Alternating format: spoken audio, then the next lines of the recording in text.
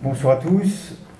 Clôture du séminaire 2017-2018 Ralentir travaux de l'école éthique de la Salpêtrière. Je vous rappelle que c'est un séminaire qui consiste à présenter les travaux qui ont été réalisés, les écrits, les ouvrages réalisés par des étudiants qui sont passés par chez nous. Alors chez nous, c'est quoi? C'est le master au départ, le master de philosophie, parcours éthique médicale et hospitalière appliquée, qui est porté par l'Université de Paris-Est Marne-la-Vallée et la PHP. Clôture du séminaire, mais rassurez-vous, il y aura une réouverture, comme il y a la réouverture de la chasse, ça sera la réouverture du séminaire le mardi 6 novembre 2018, mardi 6 novembre 2018, où nous accueillerons Émile Quenemonnier, que vous avez déjà vu, et qui est donc un professeur à l'université de Yaoundé 1, et qui nous parlera de son dernier ouvrage, Maladie paranormale et rationalité, rationalité étant écrit au pluriel. Ce soir, nous avons le plaisir de recevoir le directeur du master, donc Éric Fiat, finissons en beauté, avec son dernier livre, Ode à la fatigue, aux éditions de l'Observatoire. Ode à la fatigue, donc nous sommes dans cette fin d'année universitaire tous un peu fatigués, mais je gage qu'Éric Fiat va nous réveiller, comme il sait le faire, même sur un sujet comme la fatigue. Je passe le micro à Éric. Merci.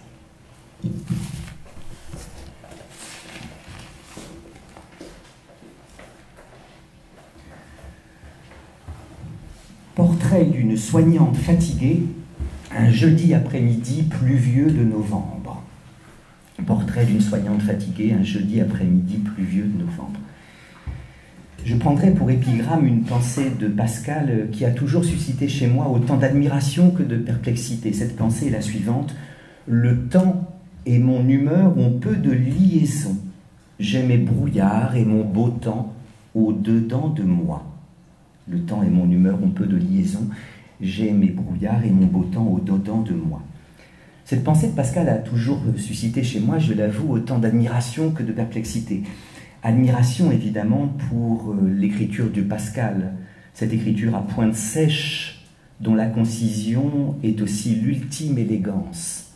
On n'a jamais mieux écrit qu'à cette époque-là. Le temps et mon humeur ont peu de liaison. J'ai mes brouillards et mon beau temps au-dedans de moi. Mais perplexité également, parce qu'une telle indifférence à la fortune, une telle indifférence au temps qu'il fait, est quelque chose qui me surprend, en quoi je ne reconnais pas mon Blaise, si je peux l'appeler ainsi par intimité. Être aussi indifférent au temps qu'il fait me paraît plus d'un stoïcien que d'un chrétien. Et j'avoue, et je ne suis peut-être pas le seul, que, en tout cas pour moi, il y a quelques rapports entre le temps et l'humeur, quelques liaisons entre le temps et l'humeur. Non pas du tout que le temps détermine en tout mon humeur. D'abord parce que lorsqu'au-dedans de moi règne la joie, eh bien tout temps me plaît. Quand je suis joyeux au-dedans de moi, tout temps me plaît. Même une petite pluie me paraît le charme absolu. J'aime beaucoup cette formule de Christian Bobin: je ne dis jamais de mal de la pluie, cette petite sœur déshéritée du soleil. C'est magnifique ça. Et puis, en effet, quand le bonheur est au-dedans de moi, alors tout me plaît. Brouillard, ondée, canicule, crachin, gel, grisaille, lumière, neige, grésil, orage, douceur, provoque en moi une semblable gratitude. Il pleut, eh bien ce crachin breton est merveilleux lorsqu'il rafraîchit la frimousse de ma bien-aimée. Il pleut beaucoup, beaucoup, beaucoup. C'est une providence pour les nappes phréatiques. C'est l'occasion de sortir dans les rues avec mon parapluie de Cherbourg et de tester mon nouveau chapeau. Quand il fait froid, eh bien je suis très heureux de retrouver mon corps autrement. Quand il fait chaud, idem. Les jours raccourcissent, quelle joie! Je vais bientôt pouvoir faire du feu et me calfeutrer chez moi. Ils s'allongent, quelle joie! Je vais bientôt pouvoir regarder les jeunes filles nervaliennes passer dans les jardins de Paris. Donc, quand en dedans de moi il y a joie, tout temps me plaît. Quand au-dedans de moi il y a tristesse, alors là j'essaie de ne pas trop reprocher à la nature le temps qu'elle a donné. Elle n'y est pour rien. Cependant, quand mon humeur est chagrine et que je suis fatigué, je ressens en moi une plus grande sensibilité au temps. Le crachin alourdit mon chagrin. Le raccourcissement des jours fait s'éloigner la lumière de mon âme autant que de la terre. Le rallongement, l'allongement des jours, quand je suis chagrin, ne me plaît guère parce que je vois sur le visage de mes contemporains un sourire niaisement approbatif qui accuse encore le sentiment de ma différence et de mon exil nervalien. Donc j'avoue qu'il y a quelques rapports entre mon humeur et le temps. J'ai mes brouillards et mon beau temps au-dedans de moi, mais parfois j'ai besoin en effet qu'il y ait brouillard et beau temps au-dehors de moi. Et en effet, il me semble que une soignante fatiguée, un jeudi après-midi pluvieux de novembre, n'est pas exactement la même qu'une soignante en pleine forme un matin de printemps. Et j'ai pensé qu'il vous serait plaisant, à titre d'épigramme à cette causerie vespérale, soyez pas trop impressionnés, ça veut simplement dire une conférence qui a lieu le soir, hein, c'est tout, eh bien, d'essayer dans un premier temps de décrire un peu cette journée d'une soignante en forme un matin de printemps, cette journée d'une soignante fatiguée un après-midi pluvieux de novembre. Et en effet, je peux imaginer qu'elle s'est réveillée de bonne humeur. Qu'un petit coup d'œil par la fenêtre lui montre que le temps est exactement ce qu'elle avait envie qu'il fût. Qu'est-ce qu'il fait beau aujourd'hui? Le petit déjeuner se passe dans une espèce d'harmonie familiale, il y a un côté amiricoré. Elle se regarde dans le miroir et s'y trouve belle, ce qui est, ma foi, un encouragement à paraître dans le monde. Elle sort dans les rues de la ville pour se rendre à son EHPAD. Il fait beau. Un inconnu lui offre des fleurs. Elle arrive à l'EHPAD, on lui fait compliment sur sa mise, sur son allure. On lui dit que le rapport qu'elle a fait sur telle résidente est une perfection. Le patron a dit que c'était une espèce de modèle. Elle est en forme, elle aime la vie, elle aime son métier, s'y sent reconnue, voire aimée. Elle entre dans une chambre où bien sûr se trouve une vieille dame, mais une vieille dame qui, quoique très vieille, eh bien, a encore la possibilité de dire sa gratitude à cette aide-soignante. « Oh, j'aime tellement quand c'est vous qui venez, vous êtes mon rayon de soleil. » « Mais non, je ne fais que mon métier. »« Mais non, vous êtes mon petit rayon de soleil. » Et puis alors, je n'osais pas vous le dire, mais vous ressemblez un petit peu à ma petite fille. « Ah bon ? Ah oui, vraiment. Mais vous n'avez pas le temps. »« Non, non, non, non, dites-moi, j'ai une photo d'elle, je pourrais vous la montrer. » Si vous voulez, où est cette photo?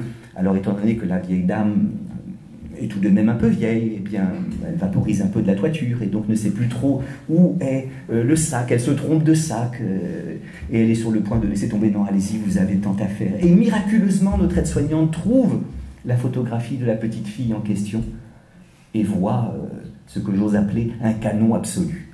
Je ressemblerais à cette jeune fille.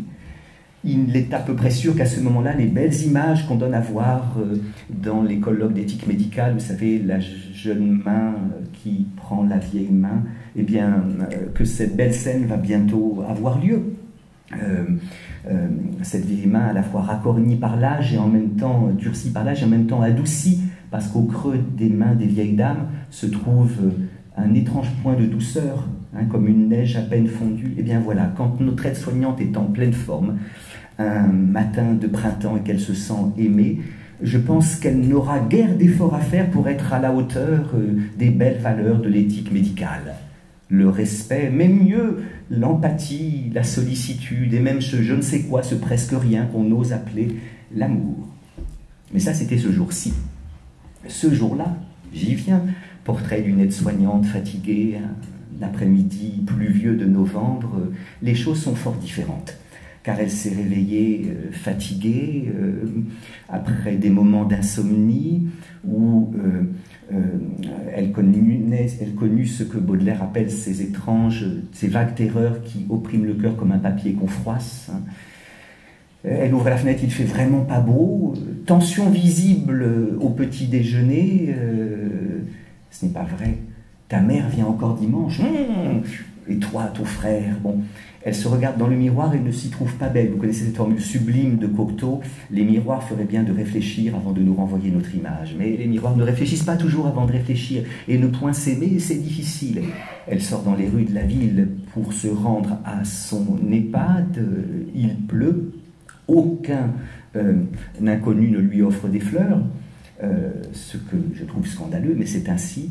Très vite, elle a affaire à ce que Jean Giono appelle le démon mesquin, dans un de ses derniers textes absolument génial.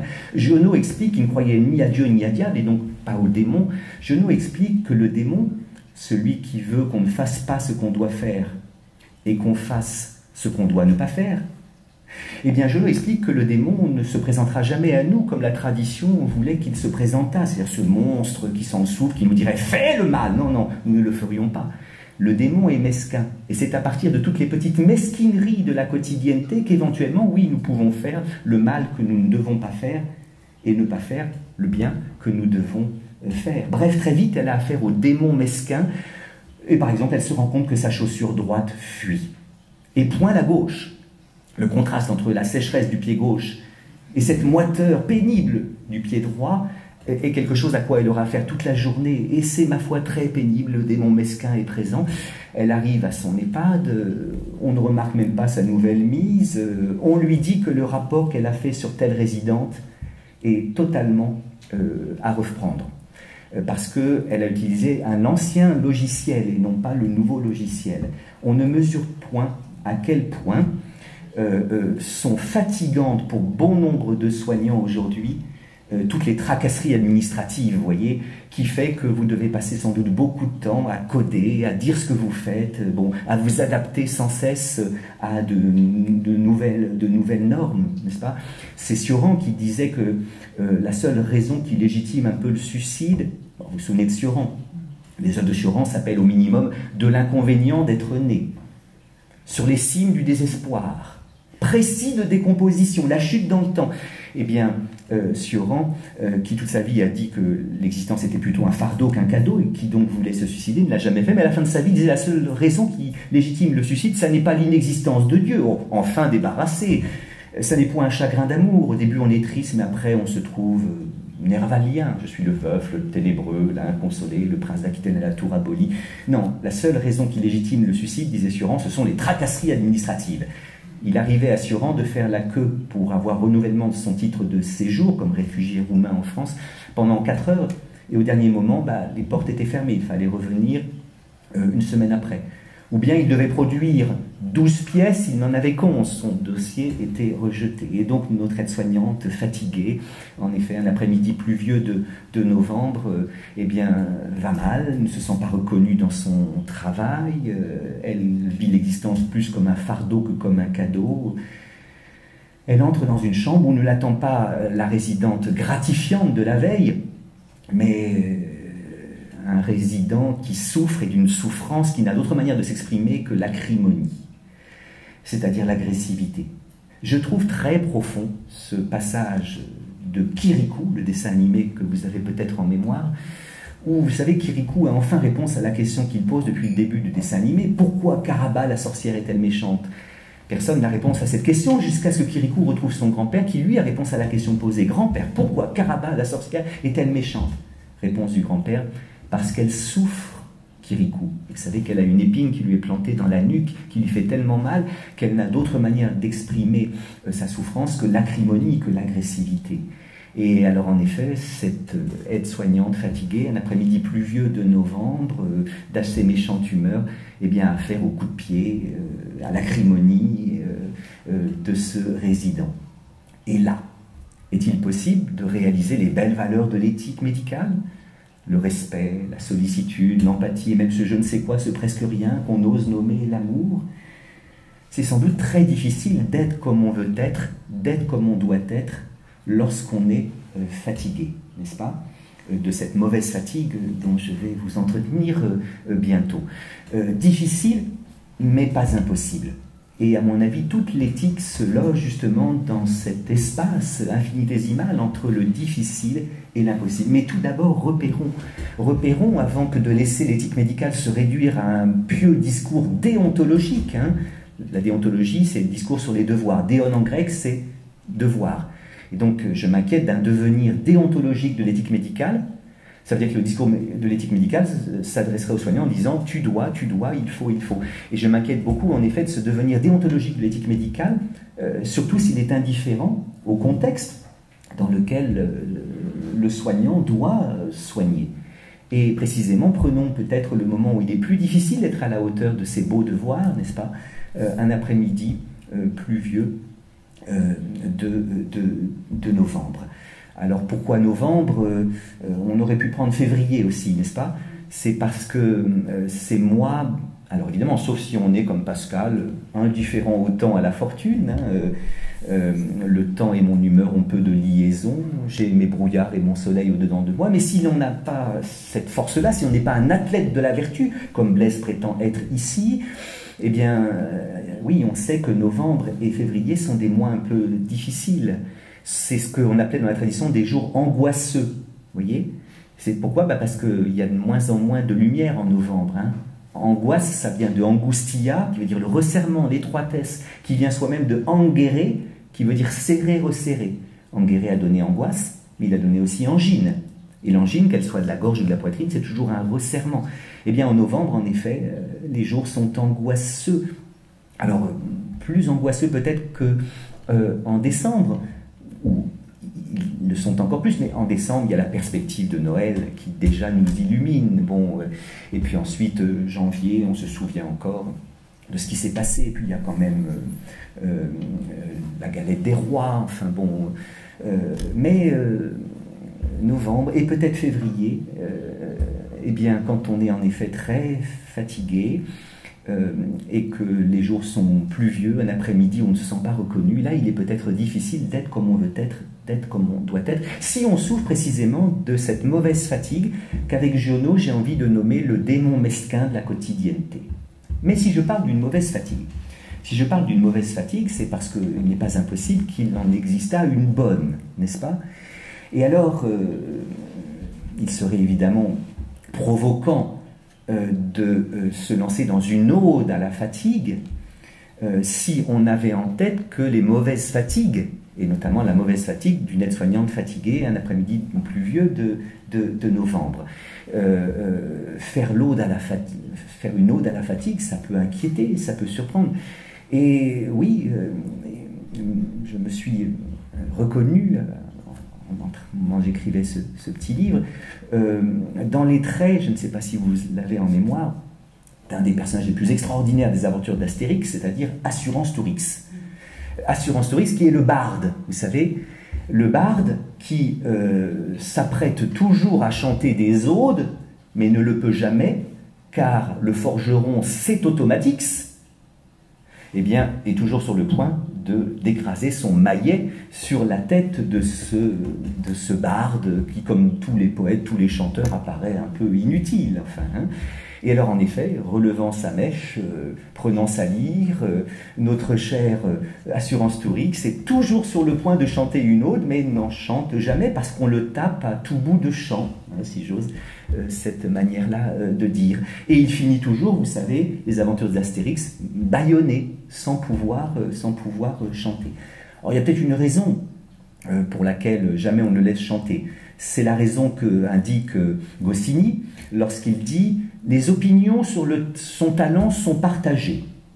Lui se trouve génial, tous les autres le trouvent épouvantable. » Et alors, j'ai eu peur d'être un peu Assurance Tourix, et donc que précisément les travailleurs d'aujourd'hui, les cétotomatiques d'aujourd'hui, eh bien, m'abattent d'un coup de maillet, parce que vraiment faire l'éloge de la fatigue, alors que tant de soignants, justement, souffrent d'une fatigue qui est mauvaise, dont le burn-out est la forme extrême, c'est scandaleux. Mais précisément, ce n'est pas de cette fatigue-là, de cette mauvaise fatigue-là que je fais l'éloge, c'est d'une bonne fatigue. Et je me souvenais, en effet, me lançant dans cette ode à la fatigue, que l'ode, c'est une forme latine, n'est-ce pas? Les odes de Pindare, qui se composent de 3 parties. Dans une ode, il y a toujours une strophe, une antistrophe et une épode. Eh bien, voilà, j'avais trouvé mon plan. Dans la strophe, je parle des bonnes fatigues. Dans l'antistrophe, des mauvaises fatigues, dont je ne fais pas du tout l'éloge, rassurez-vous si vous êtes inquiets. Et dans l'épode, je parle des fatigues qui ne sont ni bonnes ni mauvaises, des fatigues liées à la condition humaine comme telle, pour essayer de voir quelles leçons elles peuvent nous apprendre. Et alors, en effet, bon, ce qui m'a donné envie de travailler sur la fatigue, c'est ce constat que beaucoup de nos contemporains se plaignent de fatigue. et peut-être votre serviteur plus souvent qu'à son tour. À tel point qu'il m'a semblé qu'on pourrait peut-être dire aujourd'hui de la fatigue ce que disait La Fontaine de la peste dans les animaux malades de la peste. Hein. Un mal qui répand la terreur, mal que le ciel en sa fureur inventa pour punir les crimes de la terre. La peste, puisqu'il faut l'appeler par son nom, capable d'enrichir en un jour l'Achéron, faisait aux animaux la guerre. Ils ne mouraient pas tous, mais tous étaient frappés. Eh bien, j'ai envie de dire, pour parler de la contemporanéité, un mal qui répand la terreur, la fatigue, puisqu'il faut l'appeler par son nom, faisait aux êtres humains la guerre. Ils n'en mouraient pas tous, mais tous étaient frappés. Et il est vrai que nous n'en mourrons pas tous, car nous ne sommes pas tous morts de fatigue, mais nous en sommes tous frappés. Alors, dans la fable de La Fontaine, eh bien, le lion, le roi des animaux, va réunir les autres animaux pour essayer de voir ce qu'on va faire de cette peste, essayer de trouver une solution. Je vous lis la fable, donc ils ne mouraient pas tous, mais tous étaient frappés. On n'en voyait point d'occupés à chercher le soutien d'une mourante vie. Nul mets n'excitait leur envie. Ni loup, ni renard n'épiaient la douce et l'innocente proie. Les tourterelles se fuyaient, plus d'amour partant, plus de joie. Le lion tint conseil et dit « Mes chers amis, je crois que le ciel a permis pour nos péchés cette infortune, que le plus coupable de nous se sacrifie au trait du céleste courroux. Peut-être il obtiendra la guérison commune. » Alors, il ne me semble pas que notre lion, notre roi jupitérien actuel, ait réuni, non pas les animaux, mais les hommes d'aujourd'hui, pour parler de la fatigue. N'a-t-il pas tendance à penser que les fatigués sont des paresseux? Il les appelle même des fainéants.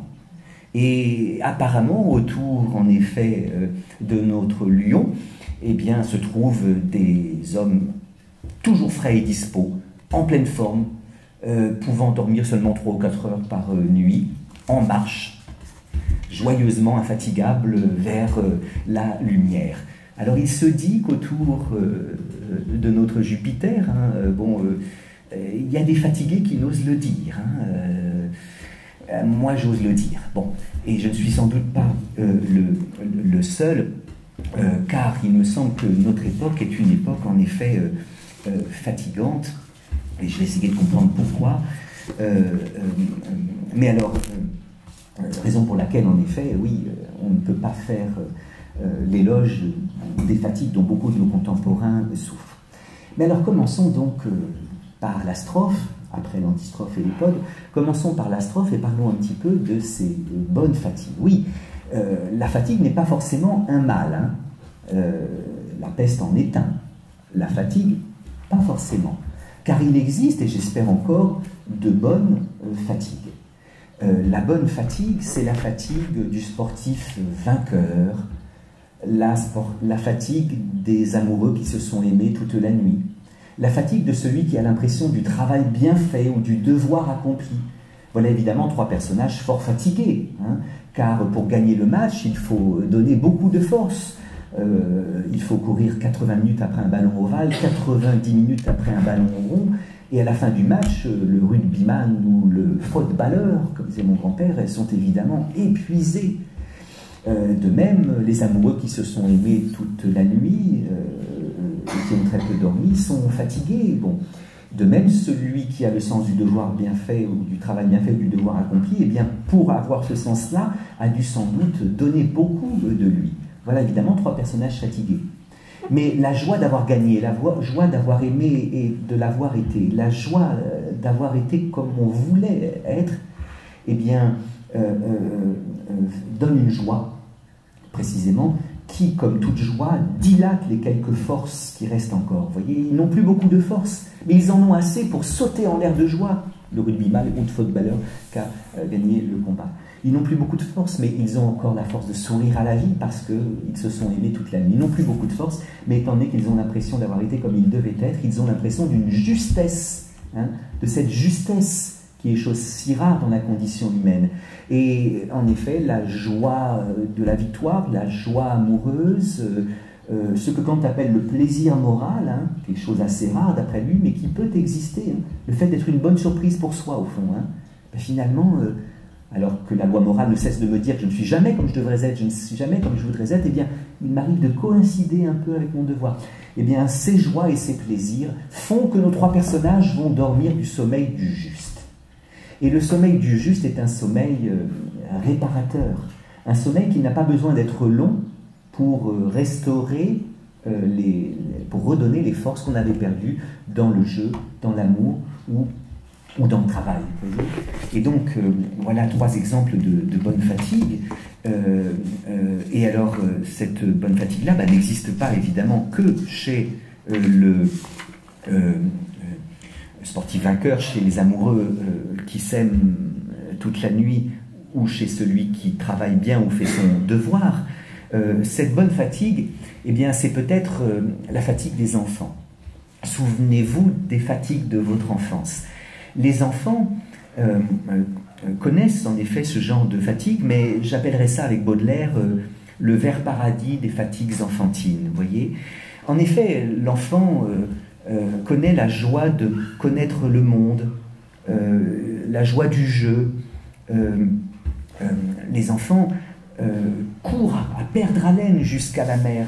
Les enfants, infatigablement, instaurent avec le monde un rapport pongien. Vous vous souvenez de Francis Ponge, ce poète qui a écrit des textes magnifiques sur le parti pris des choses, sur la grenouille, sur le pain, sur le galet. Et alors, les enfants vont au monde les yeux écarquillés et aiment, en effet, apprendre le monde. Alors, à l'origine de ça, il n'y a pas un devoir, il y a le plaisir de connaître. Hein. Tout homme désire naturellement savoir, disait Aristote. Eh bien, les enfants désirent naturellement savoir, et alors ce désir de savoir va les faire, en effet, courir toute la journée, questionner toute la journée. À la fin de la journée, ils n'en peuvent plus, ils vont tomber de sommeil, mais c'est une bonne fatigue parce qu'ils vont aller au sommeil non comme un refuge, voyez, mais comme la possibilité de restaurer la nappe phréatique d'eux-mêmes. Hein. Alors, les enfants qui connaissent le monde, les enfants qui jouent aussi, le jeu des enfants, là encore, est une chose dans laquelle ils donnent infatigablement leur force, mais le jeu donne de bonnes fatigues. Et puis, bon, progressivement, les choses peuvent peut-être un peu s'abîmer. Notamment quand, au jeu, l'enfant devient mauvais joueur. Car quand les enfants sont bons joueurs, eh bien, ils connaissent de bonnes fatigues. Mais l'enfant qui devient mauvais joueur... Et puis l'enfant qui n'est plus tout à fait un enfant, qui se retrouve à l'internat et qui est réveillé un peu trop tôt. Et j'ai trouvé un très beau texte d'Henri Michaud, le poète, hein, qui s'appelle « Fatigue », justement, bon, où Henri Michaud explique que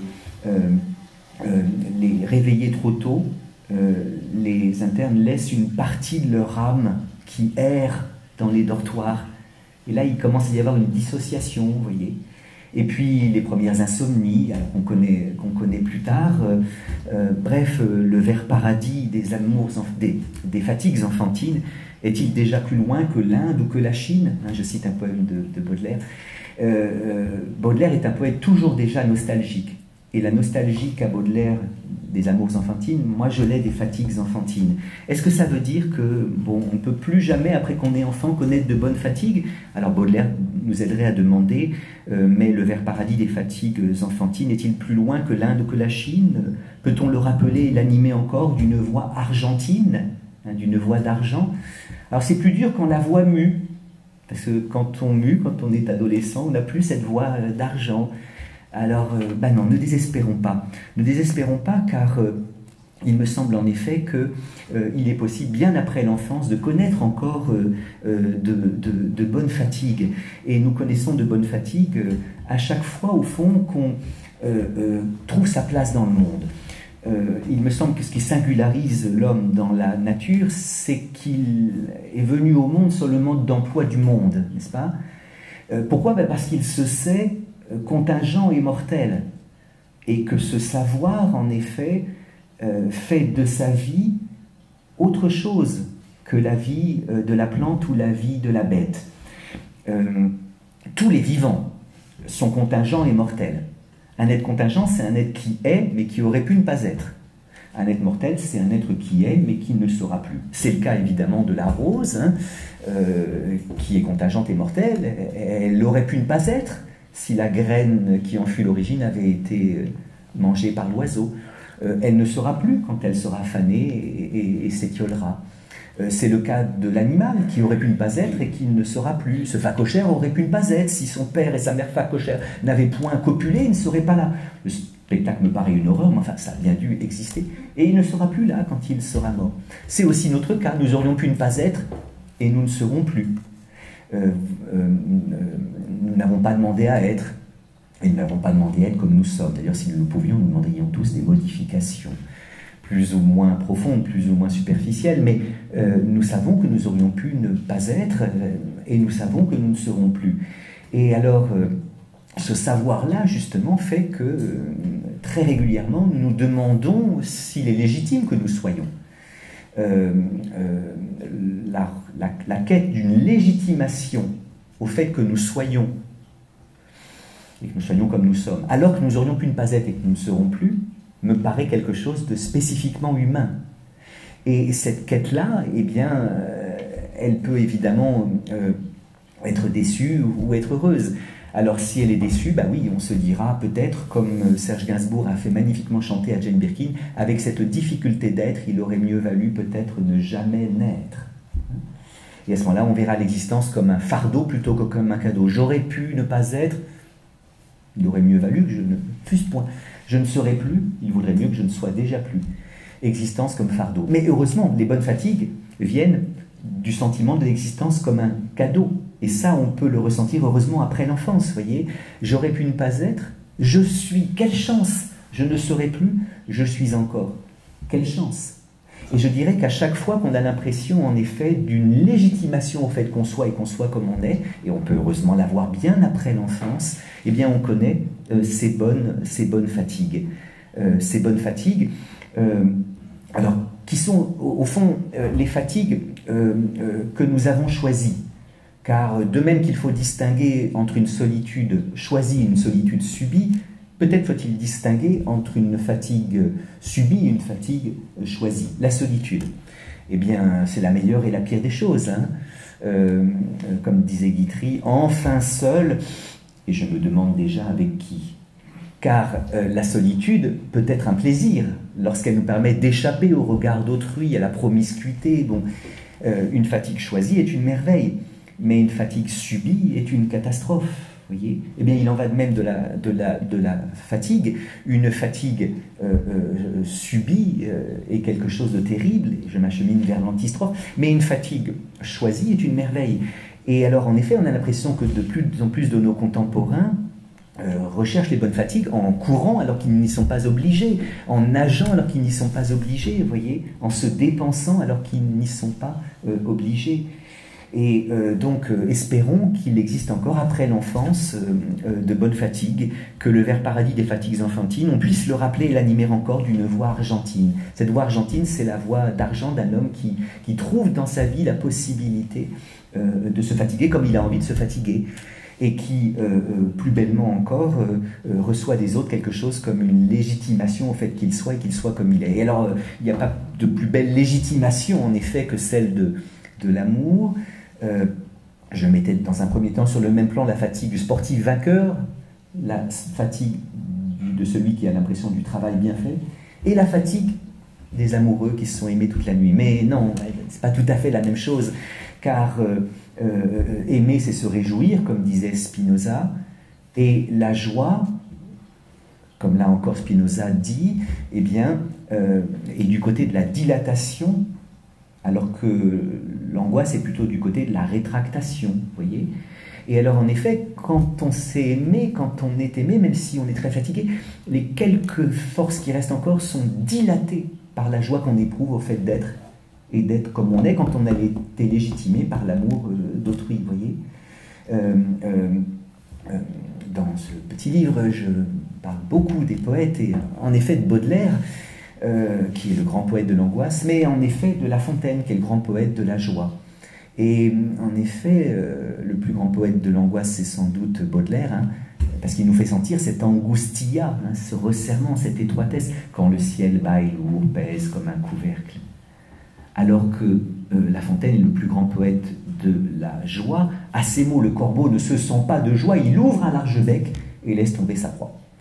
Vous allez me dire que j'ai éliminé, sucré un vers, car La Fontaine dit à ces mots, le corbeau ne se sent pas de joie, et pour montrer sa belle voix, il ouvre un large bec et laisse tomber sa proie. Et je sais pourquoi il ouvre un large bec, c'est pour faire entendre son ramage, après que le renard lui a demandé si son ramage était aussi beau que son plumage. Mais je crois que même s'il n'y avait pas eu de renard, même s'il n'y avait pas eu un renard animé d'une libido camemberti, je suis absolument sûr que joyeux, le corbeau aurait ouvert un large bec, car quand on est joyeux, on ne se sent pas de joie. Hein. Et en effet, je t'aime, moi aussi je t'aime. C'est pas vrai. Et alors la joie d'amour, en effet, est dilatatrice. Hein. La joie, c'est la dilatatio animi, hein, la dilatation de l'esprit, ou de l'âme, dilatatio animae. Il y a un très beau livre de Jean-Louis Chrétien qui s'appelle La joie spacieuse, ben, il a tout dit. Hein. Mais alors, je citais Spinoza, mais en même temps, il me semble que la joie spinoziste est bien peu joyeuse, parce que Spinoza pense que la joie est quelque chose que l'homme peut conquérir par un effort sur lui-même, hein, en s'élevant de stade de la connaissance en stade de la connaissance, il peut connaître cette joie, là où, selon moi, la joie n'est pas quelque chose que l'on peut conquérir, mais quelque chose que l'on reçoit. Et ça fait, avec les spinozistes, un débat, voire un combat, voire une disputation. La joie de Spinoza me paraît très peu joyeuse, celle de La Fontaine est véritablement joyeuse. Et alors, termine cette strophe par un éloge de la nage, un éloge de la marche, en empruntant cet éloge de la marche au très beau texte de David Le Breton, hein, où en effet le marcheur qui a choisi sa marche, alors c'est pas la marche macronienne, hein, c'est une promenade qui est tout autre chose que la marche forcée. Hein. Le promeneur va, vient, il s'ouvre au monde, il devient l'océanographe des flaques, il devient le géographe des brindilles, il s'ouvre au monde et il s'ouvre à lui-même. Oui, heureusement que l'on peut rappeler, après qu'on a passé le temps de l'enfance, le temps de l'internat, le temps des insomnies, on peut en effet rappeler d'une voix argentine de bonne fatigue. Strophe. Mais antistrophe. Antistrophe. Car apparemment, beaucoup de nos contemporains connaissent plus de mauvaise fatigue que de bonne fatigue. Et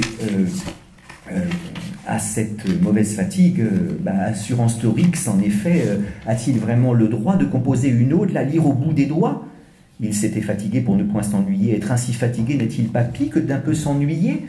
Ce sont des vers de Mirliton, mais enfin, je comprendrais très bien qu'un philosophe qui ferait une ode à cette mauvaise fatigue se prenne rapidement sur le chef, le maillet de cet automatique, c'est-à-dire du travailleur. Parce que beaucoup de nos contemporains ne s'épanouissent pas au travail. Le burn-out étant la forme extrême de cette mauvaise fatigue. Alors, suis-je en train de dire que notre époque est une époque où les hommes sont plus fatigués qu'avant? Suis-je en train de faire ce geste nostalgique, hein, du « c'était mieux avant », qui laisserait à croire que dans le temps, les hommes connaissaient la bonne fatigue et que malheureusement, aujourd'hui, ils connaissent la mauvaise fatigue? Il faut se méfier des charmes de la nostalgie. Ça veut dire que je trouve quand même du charme à la nostalgie. Hein. Mais ne regrettons pas l'époque de nos aïeux, magnifiquement décrite par Brassens, où en effet les hommes étaient souvent très fatigués, magnifiquement décrite par Brassens dans « Pauvre Martin, pauvre misère ». Souvenez-vous, hein, avec une bêche à l'épaule, avec à la lèvre un doux chant, avec au cœur un grand courage, il s'en allait trimer au champ. Pauvre Martin, pauvre misère, creuse la terre, creuse le temps. Pour gagner le pain de sa vie, de l'aurore jusqu'au couchant, il s'en allait bêcher la terre en tout lieu, par tous les temps. Pauvre Martin, pauvre misère, creuse la terre, creuse le temps. Sans laisser voir sur son visage ni l'air jaloux, ni l'air méchant, ni l'air jaloux, ni l'air méchant. Il retournait le chant des autres, toujours bêchant, toujours bêchant. Pauvre Martin, pauvre misère, creuse la terre, creuse le temps. Et quand la mort lui a fait signe de labourer son dernier champ, il creusa lui-même sa tombe en faisant vite, en se cachant. Pauvre Martin, pauvre misère, creuse la terre, creuse le temps. Il creusa lui-même sa tombe en faisant vite, en se cachant, Il s'y étendit sans rien dire pour ne pas déranger les gens. Pauvre Martin, pauvre misère, dort sous la terre, dort sous le temps. On m'a toujours bouleversé ce texte-là. Et en effet, il me semble que la vie de mes aïeux, de mes grands-parents corésiens qui étaient paysans, c'était un peu ça. Et c'était donc une vie extraordinairement fatigante. Je crois qu'aucun de nos contemporains ne pourrait supporter une journée de ce genre de paysan, vous voyez, qui était à la fin de la journée prostré, qui vient de prosterner, hein. Mais ils ne se prosternaient pas volontairement devant une divinité qu'ils adoraient, ils étaient en effet prosternés, écrasés sous le poids de la fatigue. Donc il est peut-être indu de dire qu'aujourd'hui nous sommes très fatigués et que dans le temps les hommes ne l'étaient pas. Simplement, j'ai l'impression que à cette époque-là, les hommes vivaient dans un monde plus cohérent que le nôtre, beaucoup plus cohérent que le nôtre, et que il était possible, même quand on donnait toutes ses forces à la terre, au travail de la terre, d'avoir quand même à la lèvre un doux chant, dans la mesure où ce travail-là, eh bien, ils en comprenaient le sens. Or, il me semble, comme le dit George Orwell, hein, dans un texte peu connu, que il ne faut pas minimiser les épuisements, les souffrances des hommes des temps jadis, mais ils vivaient dans un monde qu'ils comprenaient. Ils ne sentaient pas le sol se dérober sous leurs pieds. Notre monde est devenu un monde difficilement compréhensible. Et il me semble que beaucoup de nos contemporains souffrent en effet de ce sentiment d'une incohérence et d'une accélération. Hein. Pour le dire vite, nous sommes dans un monde peu cohérent et qui s'accélère. Ça a été très bien dit par Helmut Rosa, vous savez, l'accélération du monde. Et alors, je dirais que le travailleur d'aujourd'hui, bien sûr, il ne connaît peut-être plus les fatigues physiques de pauvre Martin, pauvre misère, mais il connaît des fatigues morales qui sont peut-être pires que ces fatigues physiques. Dans la mesure où, pour le dire vite, j'ai l'impression que l'homme d'aujourd'hui est sommé de s'adapter de manière permanente à un monde impermanent. Car notre monde est impermanent, il ne cesse de changer. Je l'évoquais tout à l'heure avec le changement de logiciel. On dit qu'un caméléon mis sur un patchwork devient fou. J'ai l'impression que l'homme d'aujourd'hui, le travailleur d'aujourd'hui, c'est comme un caméléon qu'on met sur un kaléidoscope. Là, imaginez la folie qui peut venir. Parce que notre monde, en effet, ne cesse de se transformer et cette exhortation à s'adapter sans cesse, hein, alors adapte-toi ou meurs, hein, marche ou crève, eh bien, est sans doute à l'origine de beaucoup de mauvaises fatigues. Et un auteur contemporain m'a aidé à composer cette antistrophe où je ne fais pas du tout l'éloge de la fatigue, mais je m'inquiète des mauvaises fatigues que le monde du travail fait à nos contemporains. C'est Jonathan Crary, pardonnez mon accent français, dans 24 heures sur 24, 7 jours sur 7, le capitalisme à l'assaut du sommeil, où Crary démontre en effet que le système capitaliste, enfin néolibéral, est un système qui ne sait pas s'arrêter, qui ne peut pas se limiter lui-même, et qui, au fond, voudrait que l'homme travaillât et consommât 24 heures sur 24 et 7 jours sur 7. Et alors, que devient l'intériorité humaine dans un monde où l'espace du silence, du calme, de la solitude, du repos, de la rêverie se réduirait comme peau de chagrin, vous voyez? Le travailleur, le cadre de jadis, eh bien, pouvait être tranquille du vendredi soir au lundi matin, car la lettre éventuellement désagréable que lui écrirait son supérieur ne lui arriverait que le lundi. avec les mails, avec le portable, nous sommes sans cesse sollicités. Et je dirais que le fort intérieur, comme lieu de calme, ce que Montaigne appelait l'assiette toute nostre, son arrière-cuisine. Montaigne, qui a connu un monde déjà assez mouvant, qui ressemble un peu au nôtre, parce qu'il y avait beaucoup de changements. Montaigne, il y avait les guerres de religion, mais il y avait aussi la découverte des nouveaux mondes, Christophe Colomb.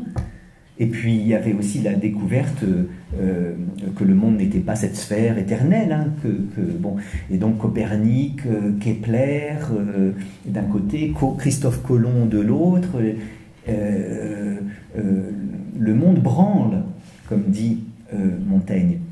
Le monde est un branle pérenne. Alors il le croyait encore pérenne, mais enfin il le savait branlant.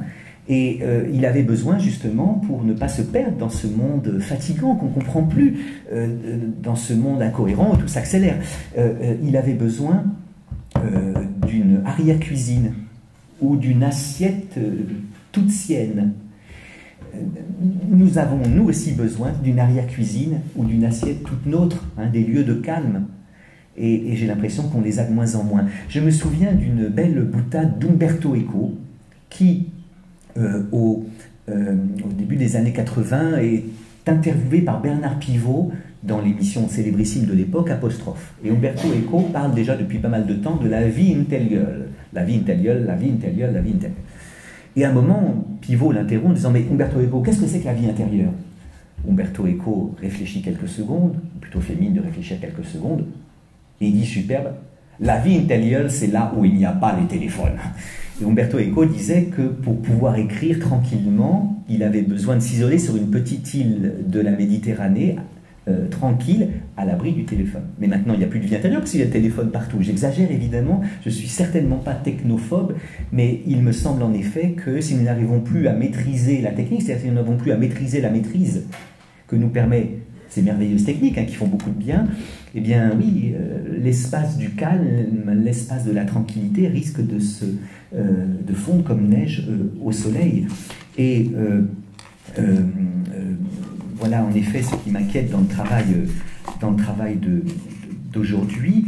Oui, l'homme d'aujourd'hui comme un caméléon sur un kaléidoscope. Alors, que faire? Comment résister à ces mauvaises fatigues que notre monde tente à fomenter en nous?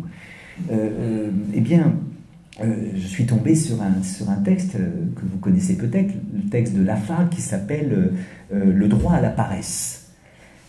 Lafargue était le neveu de Karl Marx. Et il a écrit un texte où il fait justement l'éloge de la paresse, où il réclame un droit à la paresse. Texte assez insaisissable, parce qu'on ne sait pas s'il est ironique ou pas. Bon, mais en tant que marxiste, enfin justement, il réclame qu'il puisse y avoir un droit à la paresse. Et il en parle en disant que dans la société capitaliste, le travail est la cause de toute dégénérescence intellectuelle, de toute déformation organique. Ô paresse, prends pitié de notre longue misère. Ô paresse, mère des arts et des nobles vertus, sois le baume des angoisses humaines. Bon, je crois oui que nous avons le droit de paresser, mais la paresse ne me semble pas pour rien avoir été considéré comme un des péchés capitaux par certaines traditions dont vous avez peut-être en mémoire. À côté de la gourmandise, de la colère, de la luxure, de l'envie, j'en oublie toujours, il y a la paresse. Pourquoi? Parce que la paresse, quelque chose qui m'est très peu sympathique, je l'avoue, je la nommerais volontiers une fatigue par anticipation ou une anticipation de la fatigue. Les paresseux ne sont pas fatigués, mais ils ne vont rien faire parce qu'ils risquent de l'être. On peut donc dire la paresse une fatigue par anticipation ou une anticipation de la paresse. Le paresseux se lève le matin, que dis-je, le midi, il n'est pas du tout fatigué, mais il ne va rien faire parce qu'il risque de l'être. Alors bien sûr, il vaut mieux prendre une paresse pour une fatigue qu'une fatigue pour une paresse, voyez? Et il serait scandaleux de prendre une fatigue pour une paresse. Ce que peut-être notre Jupiter fait lorsqu'il a tendance à considérer tous ceux qui ne s'adaptent pas et ne sont pas en marche comme des fainéants, n'est-ce pas? Donc ayons précisément au cœur cette charité qui peut-être peut nous conduire à dire que ceux que l'on croit paresseux sont peut-être tout simplement fatigués. Hein. Cependant, je crois que la paresse existe tout de même. Et je me souviens d'un personnage d'un village que j'aime bien, qui n'a jamais rien fait de sa vie. Mais il a toujours fait faire par des autres. Hein. Et il s'est débrouillé pour ne jamais travailler. Et récemment, il est revenu d'un lointain voyage sur des béquilles avec le visage contrit. Qu'est-ce qui t'est arrivé? Réponse du personnage en question, un accident de hamac. Une histoire totalement vraie. Et ce que je n'aime pas dans la paresse, c'est qu'elle est une manière de laisser aux autres le soin de porter le fardeau de l'être. Voyez, l'être ne se porte pas tout seul, comme a dit Heidegger. Il faut que nous le portions. Et précisément, oui, la paresse, c'est un peu ça. Alors, je crois que nous avons un droit au sommeil, un droit à la rêverie, un droit à la paresse, je n'en suis pas sûr. Bien que j'ai été, écrivant ce livre, pris à plusieurs reprises par la tentation d'Alexandre. Alors, je vais consacrer un petit passage à la tentation d'Alexandre. Quel est cet Alexandre? C'est Alexandre le Bienheureux. Est-ce que vous vous souvenez du film qui date de 1968, le film de... Pardon, j'oublie son nom. d'Yves Robert, merci beaucoup, qui s'appelle Alexandre le Bienheureux. Alexandre le Bienheureux, alors ça se passe, c'est très intéressant, dans la campagne française de la fin des années 60, qu'on a tendance, vous voyez, à idéaliser, là encore, quand on fait le geste nostalgique du « c'était mieux avant », hein, quand on disait les gens avant prenaient le temps de vivre, aujourd'hui, bon. Non, déjà à l'époque, on se plaignait que les gens ne prennent plus de temps de vivre, vous voyez. On se plaint aujourd'hui qu'on ne peut plus circuler dans Paris, ce qui est vrai, mais Boileau a écrit au XVIIe siècle « Les embarras de Paris ». On disait qu'on ne pouvait plus circuler dans Paris. Donc c'est pas nouveau. Et alors cet Alexandre le Bienheureux est un paysan qui est marié à une femme qui le fait travailler tout le temps. Et alors dès qu'il somnole un peu, il souffre de somnolence diurne, hein, donc il s'endort un peu. Immédiatement, petit coup de doigt, Alexandre, et alors il doit travailler. Bon, il est épuisé. Et voilà que sa femme meurt dans un accident de voiture. C'est l'enterrement. Et à l'époque, tout le village défile pour serrer la main d'Alexandre. Et on demande à Alexandre, qui est joué par Philippe Noiret, qui est génial, hein, mais qu'est-ce que tu vas faire, Alexandre? Réponse de Noiret, dormir. Et alors il se couche avec ses saucissons, avec son tuba, bon, et il se repose, il est parfaitement heureux. Bon, alors je remarque quand même que pour pouvoir paresser ainsi, ou en tout cas se reposer ainsi, il a besoin de l'aide de son chien. Le chien qui, lui, court pour aller chercher le ravitaillement. Mais enfin, tout le village est scandalisé, c'est un très mauvais exemple. Alors qu'il faut en effet travailler et s'accomplir dans le travail. Hein. L'oisiveté est la mère de toutes les vertus, donc le travail serait Fiat, deuxième. On coupera au montage. L'oisiveté est la mère de tous les vices, donc le travail serait le père de toutes les vertus, et donc celui qui ne travaille pas, le paresseux, serait vraiment le vicieux par excellence.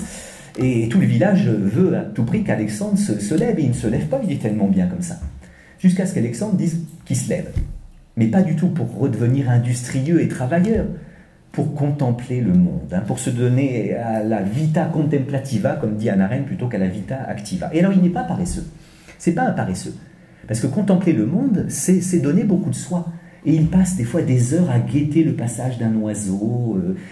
Et alors il a cette maxime qui est admirable, hein, qui me donne régulièrement la tentation d'Alexandre. Hein, il faut prendre le temps. Il faut prendre le temps de prendre son temps.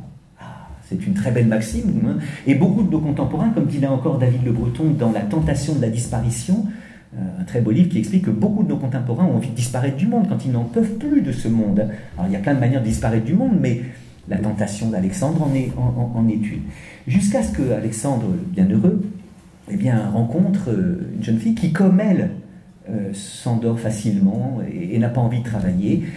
C'est un personnage joué par Marlène Jobert. Marlène Jobert en 1968, bon, quel charme. Et alors, elle va le voir, elle dit, vous, je vous trouve formidable. Il la regarde, et alors il passe des heures à se promener dans la nature, il lui montre tout, il s'embrasse, il s'aime, voilà, c'est magnifique. Pourquoi pas? Le problème, c'est qu'ils s'aiment tellement qu'ils vont décider de se marier.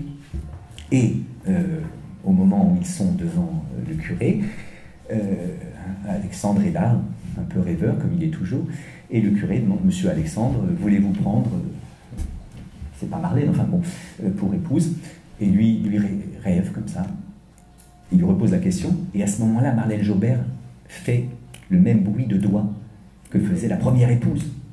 Et à ce moment-là, il se réveille, Alexandre, non. Et il dit non. Et alors c'est là en effet que je vois que la paresse, en effet, contrairement à ce que dit Lafargue, n'est pas une belle manière d'essayer d'échapper à la mauvaise fatigue, à l'arraisonnement, n'est-ce pas, à la sollicitation permanente du monde. Car se fatiguer pour les autres me paraît une de nos missions sur Terre. Et passer à côté de l'amour au nom de son repos, alors là oui, fait de la paresse quelque chose d'injustifiable. Et j'ai tendance à... Chacun a son axiologie en matière de péchés capitaux, vous voyez. Bon, peut-être vous trouvez que le pire c'est la luxure, ou je ne sais, la colère, enfin bon. Mais pour moi c'est vraiment la paresse. Parce que, bon, la gourmandise c'est pas si grave.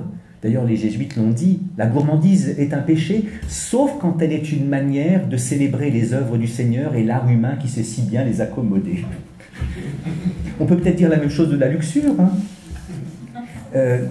Et puis alors, tous les autres personnages, même l'avare, eh bien, donnent une énergie dans la vie. Alors, une énergie qui détourne la vie de ses buts nobles.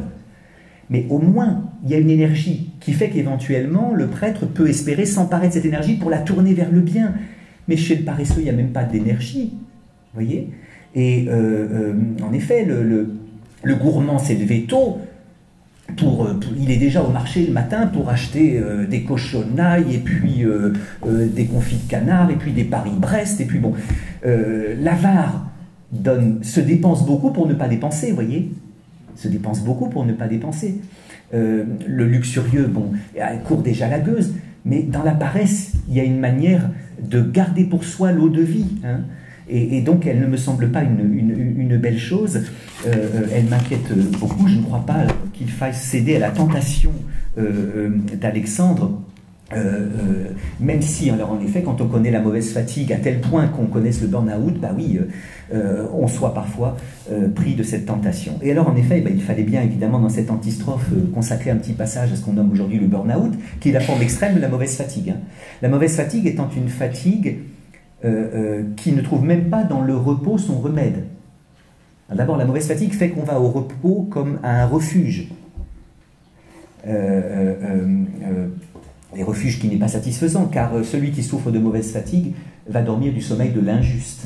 Et le sommeil de l'injuste est un sommeil qui n'est pas réparateur. La mauvaise fatigue, c'est la fatigue du dépressif aussi, vous voyez. Il se couche tôt, il se lève tard, mais il y a toujours cette lassitude d'être. Hein. Et alors, le burn-out en est la forme extrême. Alors oui, j'ai bien parlé français, mais on a traduit burn-out par épuisement professionnel. On a manqué l'idée d'une brûlure intérieure, hein. Burn-out, quelque chose est brûlé à l'intérieur et ça ne se voit pas d'abord. Et alors, il m'a semblé que ce burn-out, que connaissent beaucoup de nos contemporains, surtout dans le milieu du soin d'ailleurs, surtout dans le milieu du soin, pour des tas de raisons que les sociologues du travail nous ont aidés à comprendre, mais que j'explique rapidement. Le problème, c'est que c'est d'abord les malades qui sont fatigués.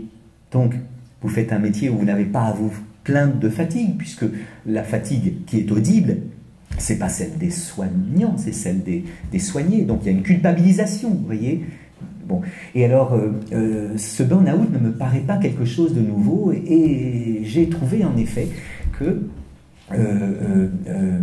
au Moyen-Âge, il y avait quelque chose qu'on appelait l'acédie, hein, L'A-C-E-D-I-E, qui ressemble assez à un burn-out médiéval. Qu'est-ce que c'était que cette acédie? Cette acédie de akédia en grec, qui veut dire l'absence de soin, c'était une espèce de dégoût, de lassitude, qui prenait souvent les moines après 7-8 ans d'entrée au monastère. Ils n'entendaient plus la voix, vox vocis, qui avait vocare, évocation, qui les avait fait peut-être entrer dans ce monastère. Et alors, alors j'ai inventé une petite histoire qui est complètement inventée, mais oui, je me suis bien amusé, où j'imagine en effet que des moines se réunissent pour parler de cette ascédie. Et j'ai inventé même qu'un ange avait été délégué par le ciel, parce que les anges sont infatigables, pour voir ce que c'était que cette ascédie. Et alors, un personnage que j'ai nommé Séraphin a pris la parole pour faire un exposé très docte, inspiré des textes de Saint Jean Climac, de Saint Jean Cassien, de Saint Thomas d'Aquin sur l'ascédie, pour en dire les deux manifestations, l'incurie, l'hypercurie. Et vous allez voir que ça ressemble très exactement à ce que les sociologues et les psychologues du travail nous disent lorsqu'ils décrivent le burn-out contemporain. L'incurie et l'hypercurie. Alors l'incurie, c'est un moine qui est là, fatigué, qui a perdu le goût d'être ce qu'il doit être. Et alors, là, ça se voit très bien. Le moine qui souffre d'incurie, c'est le moine qui arrive en retard aux offices, en retard aux matines, en retard au vêpres, en retard au laude. Bon. Quand il y arrive, quand il arrive dans le lieu saint, dans le saint lieu, il a ce que j'aime appeler la génuflexion oblique. La génuflexion oblique, c'est-à-dire au lieu de se prosterner dans le Saint-Sacrement, bon, un petit coup de genou, ça suffira bien. Il chante du bout des lèvres, hein, être réussite, etc., etc., un peu comme Gainsbourg dans la Marseillaise, hein, aux armes, etc., bon, etc., etc. Alors, qu'est-ce que ça fait à un moine? Ora et labora, ça prie et ça travaille. Et donc, généralement, les deux travaux du moine, c'est le jardinage et puis l'artisanat. Eh bien, son endroit où il doit jardiner, son petit coin de jardin reste en jachère. Il y a de mauvaises herbes qui poussent. L'artisanat, eh bien, les icônes qu'il fait sont mal faites, les croix sont pas finies, enfin, il reste de la matière brute. Bon, il doit recopier les manuscrits, mais là aussi, il saute quelques pages. Les pleins et les déliés sont mal faits. Ça se voit tout de suite, l'incurie. Hein. Il ne prend pas soin. Mais notre Séraphin, inspiré des travaux de Saint Jean Climac, de Saint Jean Cassien, de Saint Thomas d'Aquin, dit qu'une autre manifestation beaucoup plus perverse de l'épuisement, enfin de la lassitude, de l'ascédie donc, c'est l'hypercurie. C'est-à-dire qu'apparemment c'est un moine impeccable. Il est parfaitement à l'heure aux matines, aux vêpres, aux laudes. Il chante à haute voix, il se prosterne devant le Saint-Sacrement, son coin de jardin est impeccablement jardiné, ses sculptures, ses icônes, ses manuscrits sont parfaits. Le problème, c'est qu'il n'est pas présent à ce qu'il fait. Et comme dit Climac, il remplace l'activité du moine par une obéissance mécanique à la règle. C'est la mécanisation, vous voyez. Et justement, il se mécanise pour ne pas sombrer. Eh bien ça, on voit ça chez beaucoup de soignants. Et en effet, vous avez des soignants qui souffrent de burn-out, ça se voit parce qu'ils sont épuisés. Donc, en effet, bah oui, on arrive en retard, non pas à l'église, mais à l'EHPAD. On se lave mal les mains. On fait les toilettes un peu rapidement. On se contente, c'est une expression d'une aide-soignante qui est une de mes élèves, on se contente d'un tête-cul. Hein, bon, ça suffira bien. Et donc là, ça se voit. Mais il y a aussi l'hypercurie, c'est-à-dire une mécanisation. Hein. Et cette mécanisation des soignants, Cocteau l'avait déjà décrite en son temps, lorsqu'hospitalisé pendant qu'il tournait La Belle et la Bête. Cocteau écrivit dans son journal de La Belle et la Bête: les bonnes sœurs ne sont pas vraiment bonnes. Elles remplacent la bonté par un mécanisme de bonté. On appelle, c'est un automate qui entre dans la chambre, la range et en sort. Les bonnes sœurs ne soignent pas le malade, elles soignent la chambre du malade, dont le malade n'est qu'un élément parmi d'autres. Toute attention à la singularité du cas du malade déréglerait le mécanisme et leur semblerait un crime de lèse-majesté par rapport au médecin-chef ou à la mère supérieure.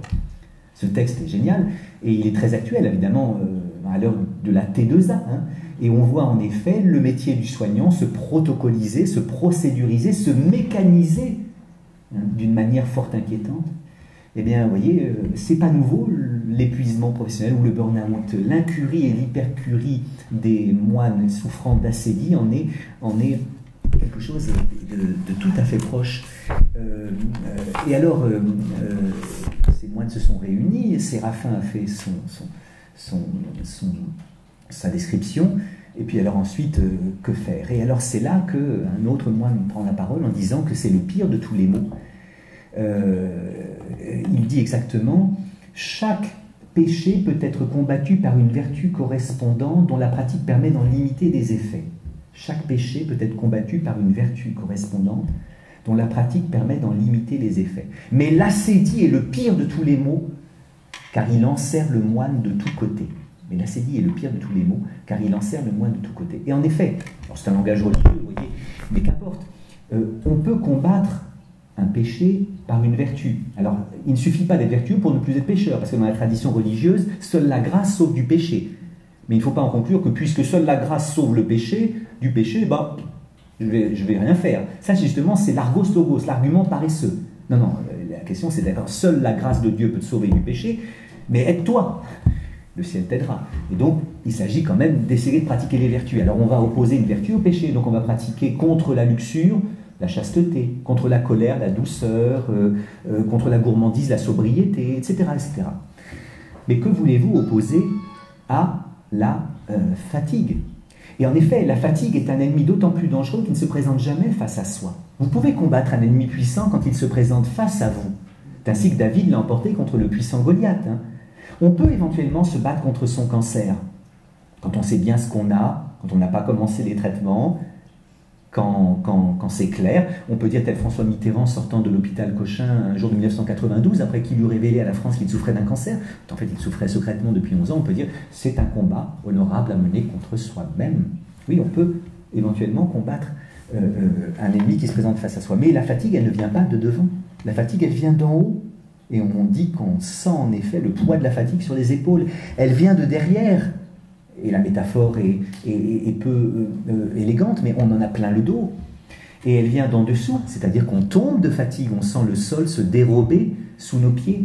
Et voilà pourquoi la fatigue est quelque chose, au fond, de terrible, la mauvaise fatigue, parce que elle vient de tous côtés. Et puis alors, tous les efforts qu'on fait pour lutter contre la fatigue sont eux-mêmes fatigants. Le remède accroît le mal. Comment combattre? Alors justement, le puissant Gulliver a été réduit à rien par les Lilliputiens parce qu'il venait de tous côtés. Et alors la fatigue, en effet, est quelque chose d'engluant, quelque chose de mielleux, quelque chose de mesquin, vous voyez. Et alors, à la fin de leur réunion, les moines ne savent pas quoi faire contre cette ascédie, sinon précisément prier le Seigneur.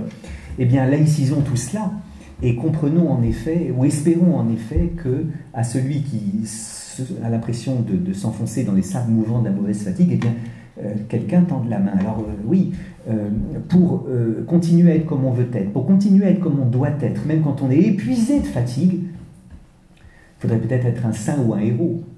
Et là, il y a une dimension éthique, si vous voulez, que j'inaugurais tout à l'heure en faisant le portrait d'une aide-soignante fatiguée un après-midi pluvieux de novembre. Très souvent, les moralistes s'adressent à des sujets qu'ils imaginent en forme. Essayez par exemple de pratiquer les vertus d'Aristote, le courage, la tempérance, la patience, la justice, l'altruisme, quand vous êtes épuisé de mauvaise fatigue. C'est très difficile. Un homme épuisé de fatigue est facilement impatient, vous voyez. Vous savez que nos enfants ou petits-enfants sont souvent insupportables quand ils n'ont pas assez dormi. Eh bien, ce phénomène continue de fomenter en nous. Alors nous avons atteint l'âge de raison, donc quand nous sommes épuisés de fatigue, nous essayons de ne pas être insupportables. En tout cas avec nos collègues, avec nos proches, on prend moins de précautions.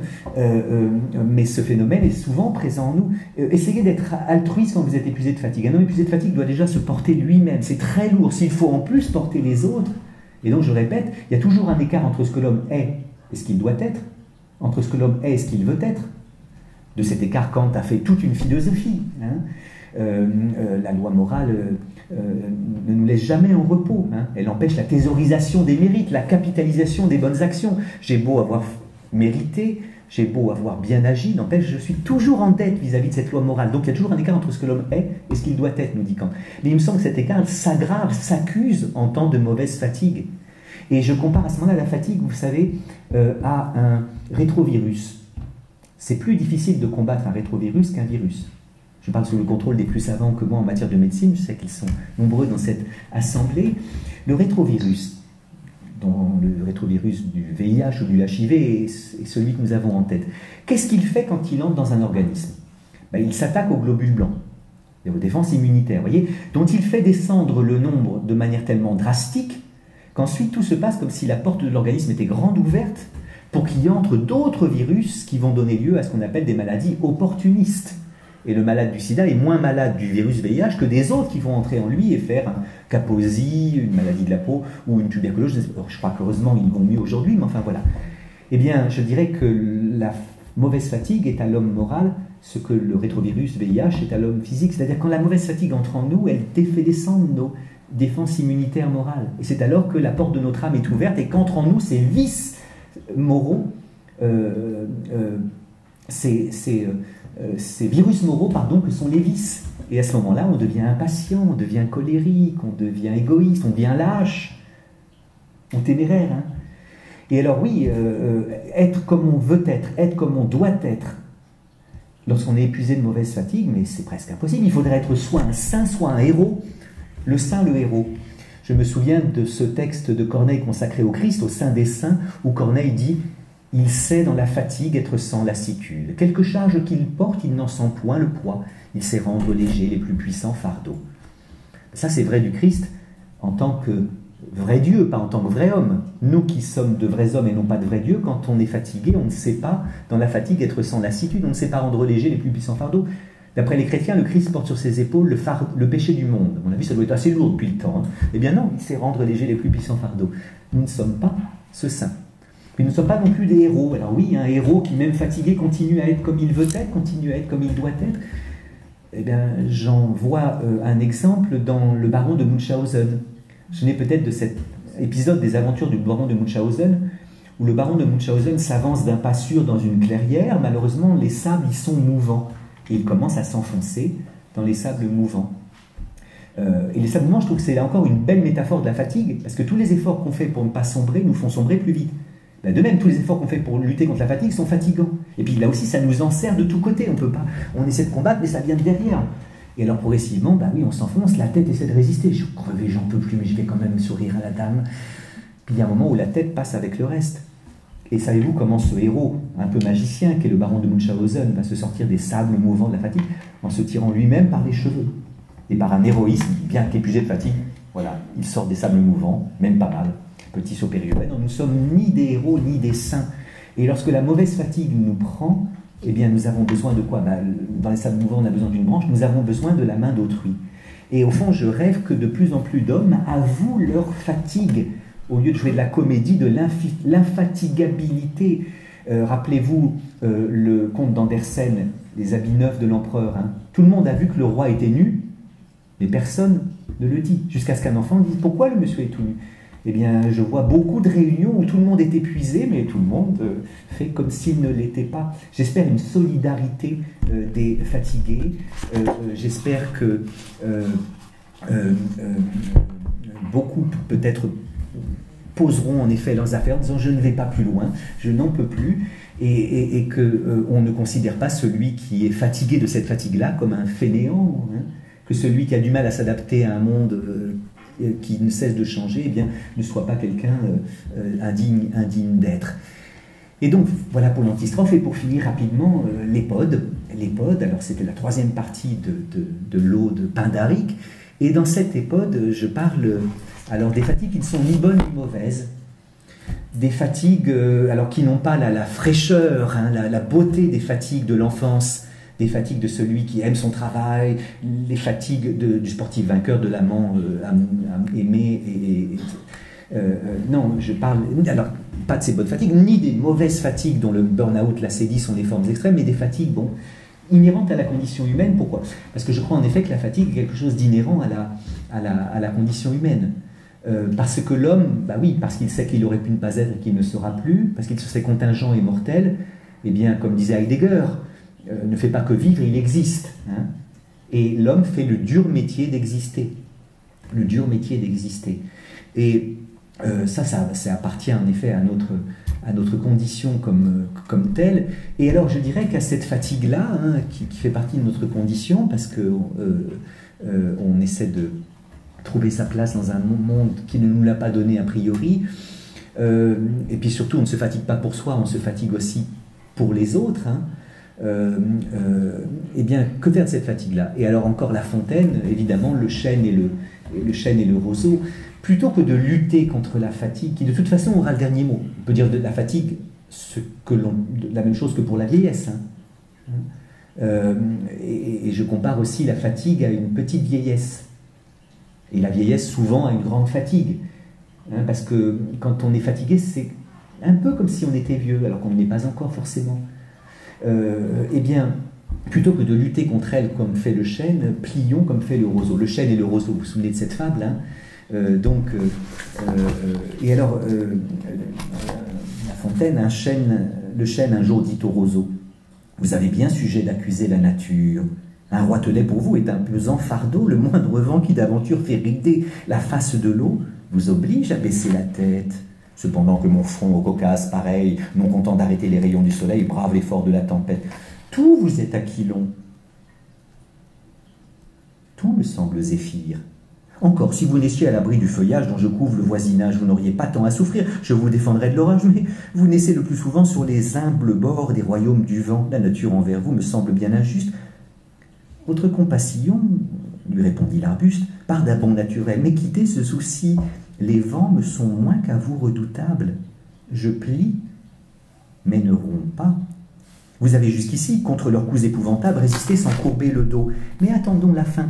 Comme il disait ces mots du bout de l'horizon, accourt avec furie le plus terrible des enfants que le Nord eût porté jusque-là dans ses flancs. L'arbre tint bon, le roseau plie. Le vent redouble ses efforts et fait si bien qu'il déracine celui de qui la tête au ciel était voisine et dont les pieds touchaient à l'empire des morts. Hein? Eh bien, plions, mais ne rompons pas. C'est-à-dire, ne luttons pas contre cette fatigue, mais apprenons d'elle quelque chose. Et je termine en effet par des leçons de fatigue. Par des leçons de fatigue. Dans cette ode, il y a beaucoup de musique. Il y a les leçons de ténèbres de Couperin, qui est un chant absolument magnifique, hein, mais leçon de fatigue. Et je dirais que la fatigue, eh bien, si on ne lutte pas, si elle n'est pas purement bonne, purement mauvaise, peut nous donner de bonnes leçons. Les voici rapidement. La première, c'est que la fatigue nous apprend que se donner n'est pas se perdre, et que c'est s'appauvrir que de se réserver. C'est-à-dire que si on concluait que pour lutter contre la fatigue, il faut s'économiser, se préserver, on passe à côté de sa vie, voyez. Et il me semble que nos fatigues viennent souvent du fait qu'on se dépense, qu'on se donne. Mais plus on se donne, plus on se trouve. Vous voyez? Qui veut voyager loin ménage sa monture, dit le proverbe. C'est pas faux. Mais si c'est la monture sur laquelle on monte. Mais si c'est son propre être, à mon avis, le proverbe devient faux. Parce que qui se ménage ne voyage. Quelqu'un qui ne prendrait aucun risque. Et donc elle est belle, cette fatigue, qui est le risque d'exister. Et surtout prendre le risque d'exister pour les autres. Bon. Deuxième leçon de fatigue, elle nous apprend l'humilité. Elle nous apprend l'humilité. Elle nous apprend que nous ne sommes pas des dieux, que nous ne sommes pas des anges, que nous ne sommes pas des machines, voyez, que nous ne sommes pas des êtres du petit peuple de féerie, les elfes, les lutins, qui sont infatigables parce qu'ils ont une inlassable capacité métamorphique. Ils changent tout le temps de forme. Mais non, ça nous apprend que nous ne sommes pas de ça. Et l'humilité, c'est quelque chose de bien. Attention, l'humilité, ce n'est pas l'humiliation, hein. L'humilité, c'est le fait de s'estimer à sa juste mesure. L'humilité s'oppose à la vanité, mais elle s'oppose aussi au mépris de soi. Je me fais comprendre, vous voyez? Et donc le vaniteux, moi fatigué jamais, bon, non, c'est pas ça, mais la fatigue, c'est pas l'humiliation. Hein. Le vaniteux s'estime plus qu'il n'est, l'humble s'estime exactement. Et l'humilité, ben, ma foi, ça fait pas de mal, parce que accepter sa fatigue, c'est accepter sa condition humaine, tout simplement. Et à mon avis, l'assomption de la condition humaine fait beaucoup mieux vivre que l'effort pour la dépasser.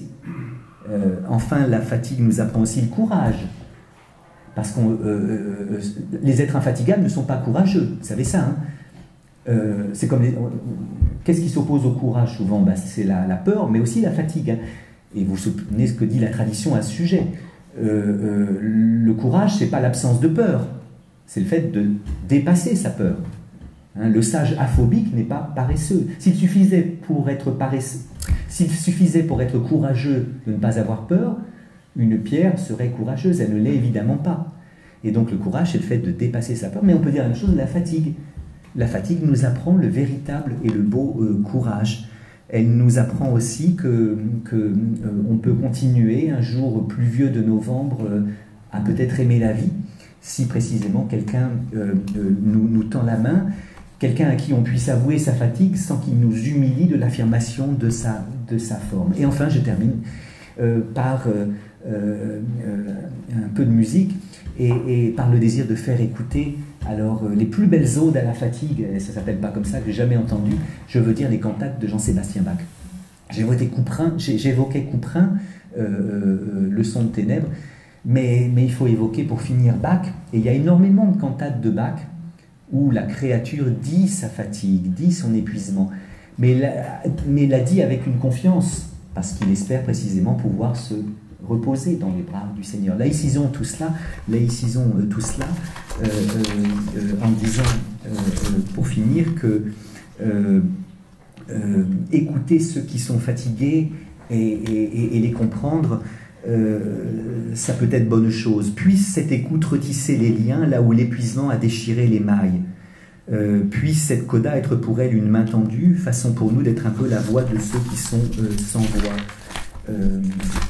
Et pour finir vraiment,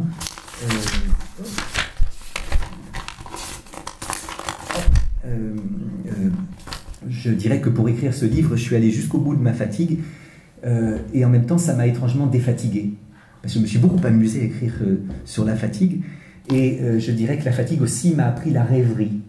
La fatigue m'a appris la rêverie. Une fatigue contre laquelle on ne lutte pas, ça nous met dans un état de rêverie bachelardienne, vous voyez, et ça donne un rapport beaucoup plus doux à soi-même, aux autres et au monde que le rapport qu'on a si on était, comme toujours Jupiter voudrait qu'on fût, c'est-à-dire toujours frais et dispo, toujours en pleine forme. La rêverie, c'est une attention à soi-même, au monde et aux autres qui est précédée par un abandon. C'est une vigilance inaugurée par un laisser-aller. C'est une caresse précédée d'un lâcher-prise. Et je crois en effet qu'une fatigue dont on accepte qu'elle nous fasse plier, eh bien, ne nous fera pas rompre et elle nous permettra ce rapport un peu rêveur à nous-mêmes, aux autres et au monde. À ce moment-là, on sentira une étrange lumière cuivrée venir sur son visage. Et cette étrange lumière cuivrée, je la vois, et je termine par ça, sur un tableau qui se trouve au Louvre, qui est peut-être aussi une belle ode à la fatigue à côté de celle de Jean-Sébastien Bach. C'est le tableau de Rembrandt qui s'appelle Saint Matthieu et l'ange. On voit sur ce tableau deux visages vis-à-vis, le visage de l'ange et le visage du vieil évangéliste. Mais alors c'est un évangéliste épuisé, un lacis de rides interrogatives. Hein. Quand Rembrandt peignait la vieillesse ou la fatigue, il n'y allait pas de main morte. Hein. C'était pas Photoshop, n'est-ce pas? Et donc vous voyez le visage épuisé du vieil évangéliste et le visage inlassablement jeune de l'ange. Or la lumière dans ce tableau vient non pas du visage de l'ange, mais du visage du vieux fatigué. Ce qui est étonnant parce que normalement les anges sont les porteurs de lumière. Hein. Angelos, ça veut dire messager en grec, mais les anges sont les porteurs de la lumière. Tous les anges pourraient ou devraient s'appeler Lucifer. Et Lucifer, un lux locis, la lumière ferro-portée, c'était le plus beau des anges. Hein. Eh bien, la lumière ne vient pas de l'ange, mais elle vient du vieil évangéliste. Une étrange lumière cuivrée qui vient à son visage, qui ne lui serait pas venue précisément s'il n'avait pas écouté les leçons que lui donne sa fatigue. Une étrange lumière cuivrée me vient. Puisse quelqu'un venir dans cette étrange lumière se reposer à mes côtés et partager avec moi le sentiment qu'un peu de fatigue, ça ne peut pas faire de mal. Merci de votre attention.